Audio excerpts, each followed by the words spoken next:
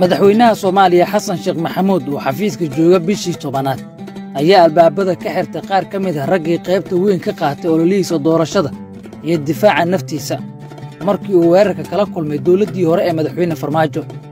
qaar ka mid ah saraakiisha iyo siyaasiyiinta saaxiibada la ahaa madaxweyne Xasan Sheekh Maxamuud ayaa 10 bilood kadib qoys ka jooga rajadii ay ka lahaayeen maamulka madaxweyne Xasan Sheekh waxayna u muuqataa in tareenkii madaxweynaha oo dhinac u jiiray sida ay ku doodayaan dadka la socda dhaqdhaqaaqa siyaasadda ee dawladda Soomaaliya. siyaasiyiinta iyo saraakiisha ka midka ah saaxiibada madaxweyne Xasan Sheekh ee waqtiga iyo naftooda u soo horay isla markaana ilaa hadda aan ka helin rajadii ay ka lahaayeen maamulkiisa ayaa aaminsan in madaxweynaha oo si uun wax ugu diidan yahay beelaha ay ka soo jeedaan. ragga madaxweyne Xasan Sheekh ku dhawaa isla markaana hadda ka quusay tareenkiisa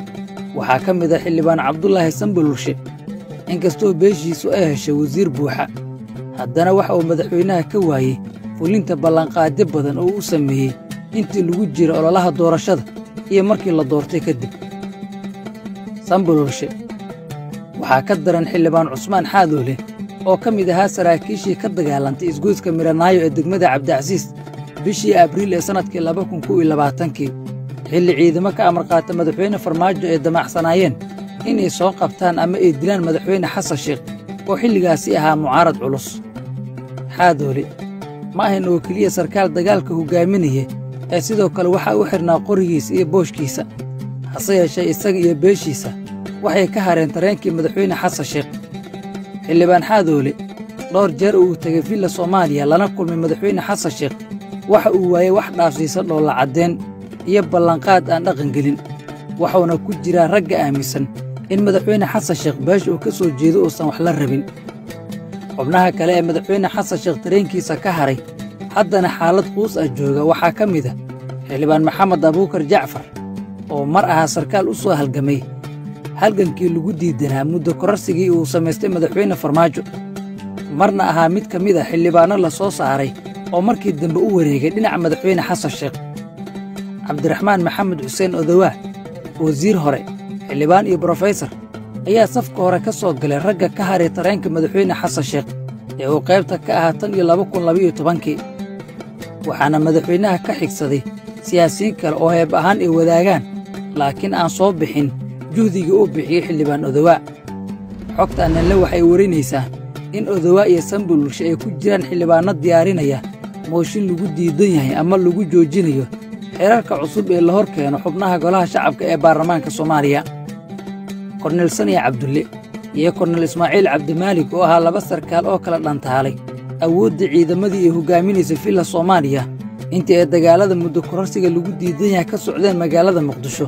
ayaa ka mid ah xubnaha 10 bilood kadib bannaanka ka taagan maamulka madaxweyne Xasan Sheekh. taasi beddelkeeda madaxweynaha Soomaaliya waxa uu xiriir dhow la samaystay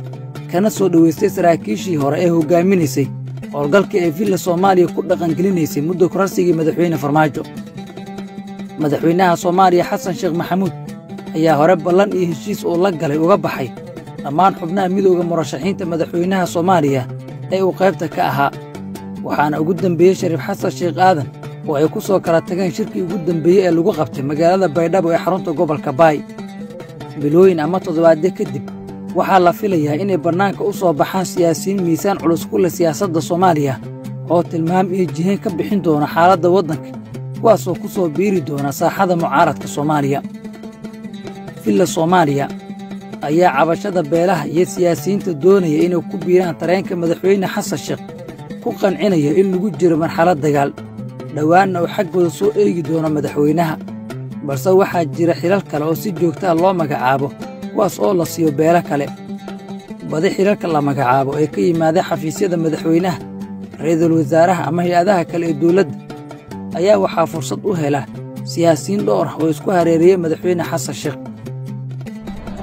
Maryan maxaa rabtaa? haye waa bilaabata ma diyaar baa raashinka maba karin macbuudko maxaad ka wadaa maba la jeclee ii fasir